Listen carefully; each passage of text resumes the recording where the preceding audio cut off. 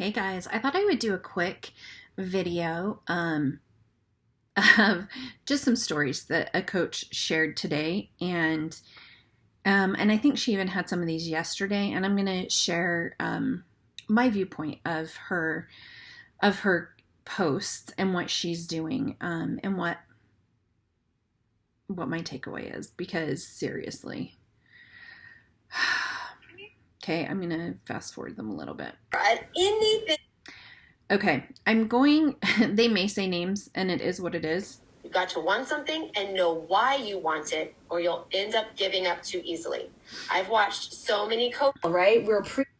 Okay, so what is your why power? They want you to get to a why that makes you cry.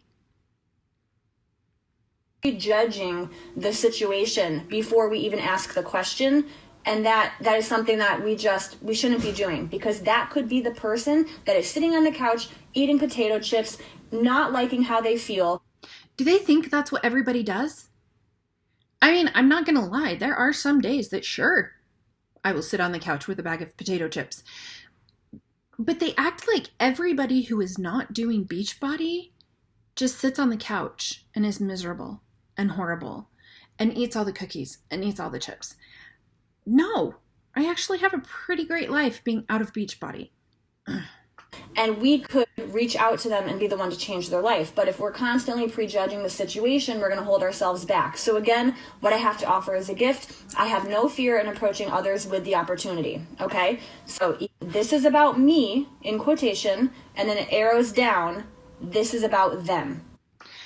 But it is about me, because I am trying to get sales. I'm trying to hit Success Club.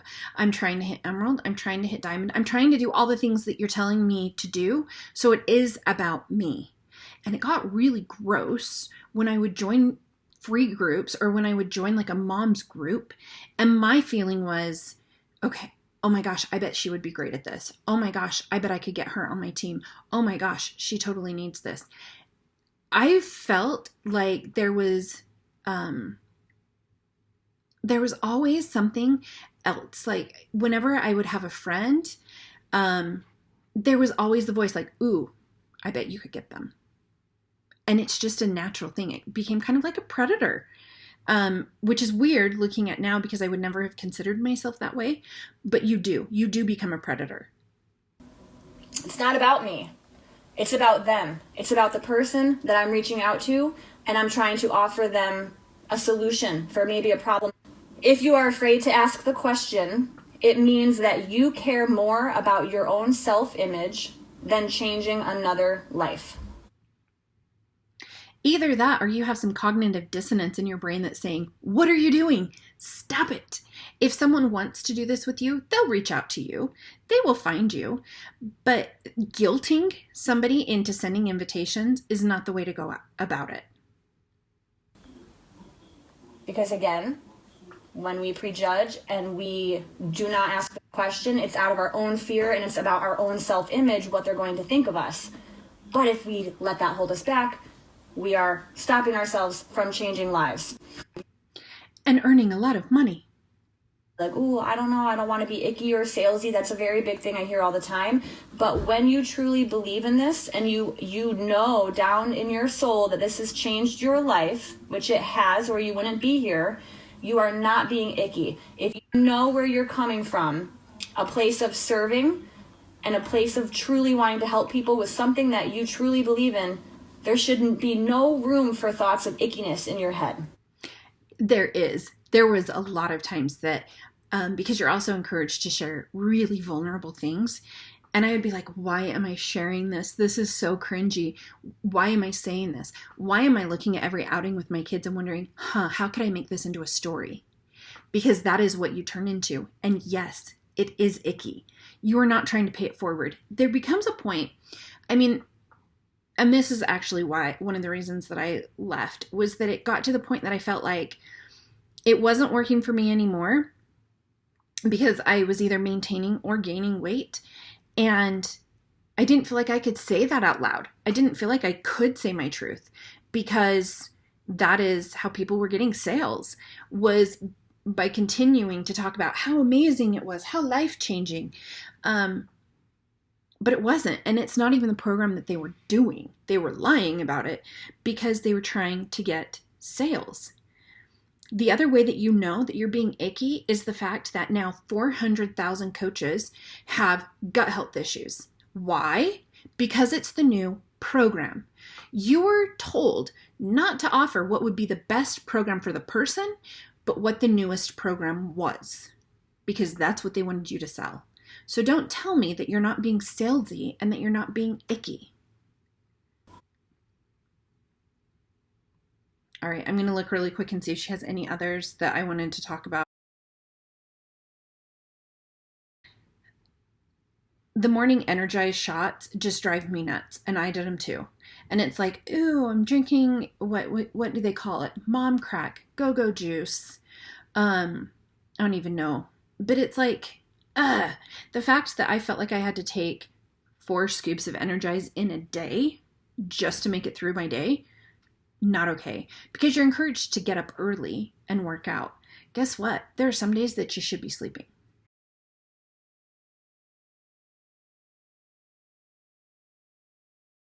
The other thing I will say is you're also encouraged to post your workouts. Guess what? You probably shouldn't be doing that because a lot of the time you're not even using proper form. And if people are watching you and then they're like, oh, that's how we do this. Nah, maybe not.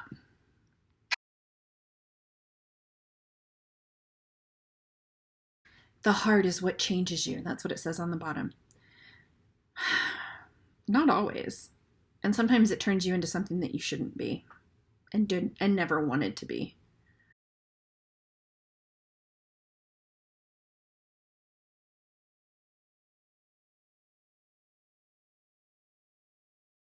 I do actually really like this song. Now, this is one as well I just want to point out. And if there's no sound on her videos, it's because she's using songs that I don't want to get copyright violations for. I've been following her for a few minutes just to see what's going on.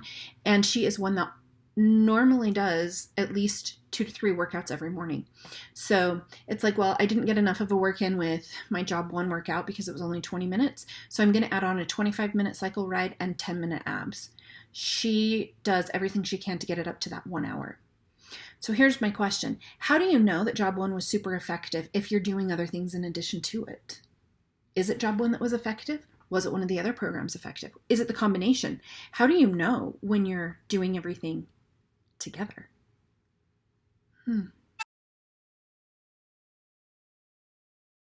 I told you, I called it. There's the bike. So it's been at least 2 weeks since she's been on her bike. So thanks for the quick 15-minute ride. So again, she's doing like 3 programs. You feel guilted into doing multiple.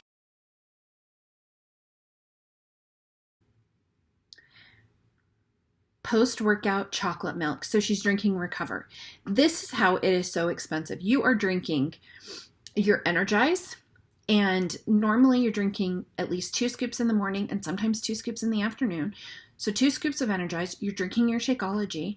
You're probably putting in your Shakeology at least the collagen, if not the greens as well. And then you also have your post-workout recovery shake. Because you have to be proof that the products work. So they want you purchasing all the products.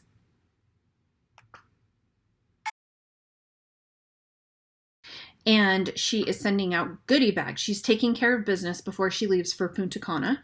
And she is sending out goodie bags, which means she paid for samples, probably from either a spouse or a parent account, because that's how you do.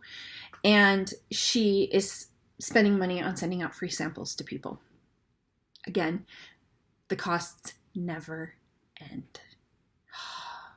Man.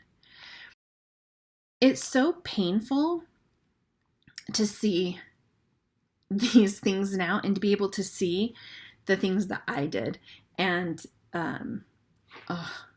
it's cringy. And that's really why I'm doing this now, is to try and make up for the damage that I may have caused to other people and to myself.